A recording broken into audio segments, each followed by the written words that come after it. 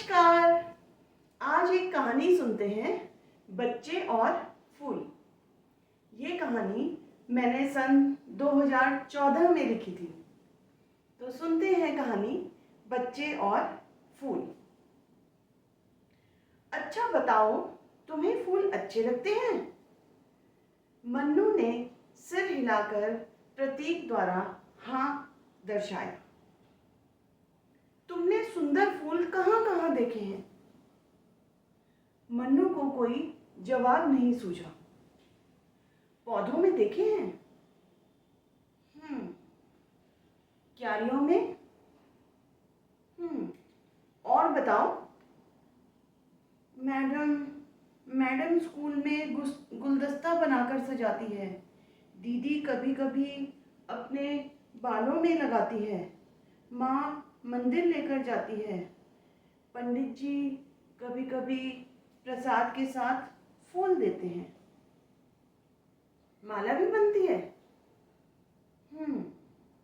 ये सारे फूल तुम्हें अच्छे लगते हैं? क्या तुमने उन फूलों पर भी ध्यान दिया है जो तेज हवा के झोंके से पेड़ से खुद नीचे गिर जाते हैं? कुछ नीचे पड़े फूल भी तुमने देखे होंगे। क्या करते होंगे तुम ऐसे फूलों के साथ? मन्नू अवाक रह गया और शून्यता से पुलिस वाले अंकल की आंखों में देखता रह गया।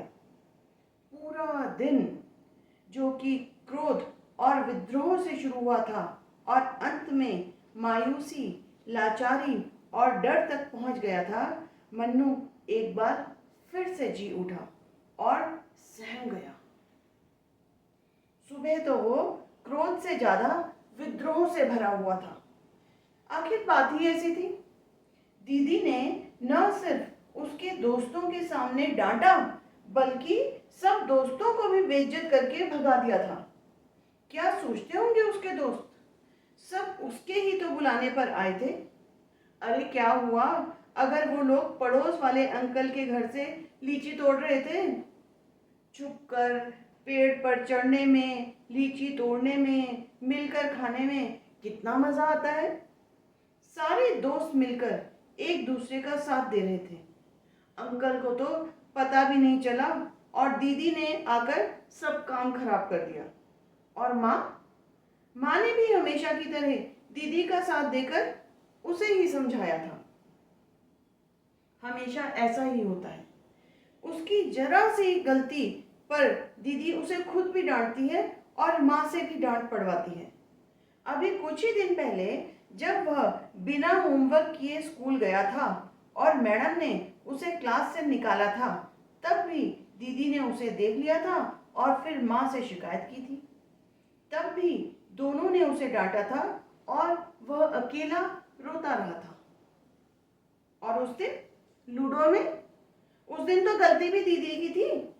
वही चीटिंग करके अपनी गोटी आगे ले जा रही थी। जब उसने माँ को बताया तो माँ हंसती और बड़े प्यार से बोली, कोई बात नहीं, वह बड़ी है और बड़ी हो जाएगी तो पराए घर चली जाएगी। तू तो मेरे पास ही रहेगा, तब हम दोनों उसे याद किया करेंगे। चाहे वो देर से उठे, खाना पूरा ना खाए, देर तक खेलता रहे, दोस्तों के साथ घूमने चला जाए, दीदी को सब पता चल जाता है। वो दीदी का कितना साथ देता है। जब दीदी अपनी सहेली से चुपके चुपके माँ की बुराई कर रही थी, उसने सब सुन लिया था और दीदी के इशारे को समझकर माँ से कुछ भी नहीं कहा था। एक दिन जब दीदी देर से घर आई थी और माँ उन्हें डांट रही थी, तब उसने झूठ बोल दिया था कि दीदी की सहेली के घर पे पढ़ रही थी, जबकि दीदी तो उसके साथ पिक्चर देखने गई थी। और उस दिन जब दीदी का आइसक्रीम खाने का मन हुआ था, तब माँ से छुपकर वही उनके लिए आइसक्रीम लाया था, बल्कि उसने उसमें अपने पैसे भी मिलाए थे। जब एक दिन माँ मंदिर से प्रसाद में खीर लाई थी, दीदी का और खीर खाने का मन था, तो उसने अपने हिस्से में से भी कुछ हिस्सा दीदी को दिया था। और माँ माँ की भी वह कितनी मदद करता है। पूरा दिन माँ का ख्याल रखता है। माँ की जरा सी भी उदासी उससे देखी नहीं जाती। जब घर के नलके में पानी नहीं आता तो वही है जो बाहर से पानी भरकर लाता है। जब भी माँ को बाजार जाना होता है वह तुरंत उठकर साथ चल देता है, चाहे वह उसके खेलने का समय हो या होमवर्क करने का। जब दुकान वाले अंकल उधार लिए सामान के पैसे मांगने के लिए लड़के को भेजते हैं तो उसे ही बाहर आकर झूठ बोलना पड़ता है कि माँ मंदिर गई हुई है। वह तो दीदी और माँ पर जान छिड़कता है और वो दोनों देखो तो उसे डांट कर मजे से अंदर जाकर सो गई। दोपहर ऊँघने के लिए होती है या सो जाने के लिए? वह अकेला कोने में बैठकर सुबक रहा है और किसी को कोई फर्क ही नहीं पड़ता। माँ को तो बस दीदी की ही फिक्र है। मन्नू दीदी के साथ चले जा, बेचारी अकेले कैसे जाएगी। मुन्नू ये मुन्नू वो, बस जो करो दीदी के लिए। तू तो लड़का है, वो पराए घर चली जाएगी। मन्नू थक चुका है ये सुन सुनकर। लड़का है तो क्या, ठीक है, वह अपना गुजारा खुद कर लेगा। वह अब इस घर में नहीं रहेगा। जब माँ और दीदी को कोई फर्क नहीं पड़ता तो वह भी सिर्फ डांट खाने के लिए इस घर में नहीं रहेगा। वह तो लड़का है, अपने आप रह लेगा, चाहे जैसे भी। उसने देखा है चाय वाले की दुकान पर उससे भी छोटा बच्चा काम करता है। कितने छोटे बच्चे अपना गुजारा खुद करते हैं। चौराहे वाले मोची के साथ भी एक बच्चा बैठा होता है। वैसे ही वो भी रह लेगा, पर अब इस घर में नहीं रहेगा। उसने सावधानी पूर्वक अंदर देखा। दीदी और माँ नींद में थी। बस यही है मौका है, ऐसा सोचकर वह दबे पांव घर से निकल पड़ा था। उसने कुछ साथ नहीं लिया था, न कोई कपड़ा न कोई पैसा।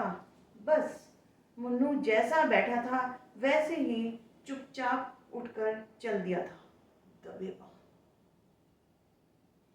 उदास मन, कठोर भूमि और कोमल बदन। आंसू रुक चुके थे और रोष से भरा मन्नू चले जा रहा था। शहर की तरफ उसके कदम बढ़े जा रहे थे, जहां उसे विश्वास था कि वह अपने बसेरे का इंतजाम कर लेगा। शाम तक वह घनी आबादी तक पहुंच गया था। उसके पांव थक चुके थे और उसे भूख लग रही थी। एक बेंच पर बैठकर वह देखने लगा दुनिया को। सब लोग, मोटर गाड़ियां इधर से उधर भागी जा रही थी। किसी ने उसकी तरफ देखा भी नहीं था। सब अपने में मस्त। कभी किसी पैदल चलते की नजर उस पर पड़ी भी तो सिर्फ एक प्रश्नवाचक नजर और कुछ नहीं। उसे थोड़ा थोड़ा डर लगने लगा था। भूख से उसके पेट में चूहे दौड़ने लगे थे। उसे कुछ समझ नहीं आ रहा था कि वह क्या करे। धीरे धीरे आकाश में तारे चमकने लगे और धरती पर लाइटें। लोगों का आवागमन भी कम होने लगा। थोड़ी देर में अंधेरा और गहरा हो गया। सड़कों पर सन्नाटा छा गया। सिर्फ आकाश में चांद तारे रह गए। धरती की लाइटें भी बंद हो गई। कभी कभी दूर से किसी की सीटी की आवाज आ जाती थी। वह भूख से मर रहा था और डर से सूख रहा था। कौन हो? यहाँ क्यों बैठे हो? तभी एक कड़क आवाज सुनाई दी।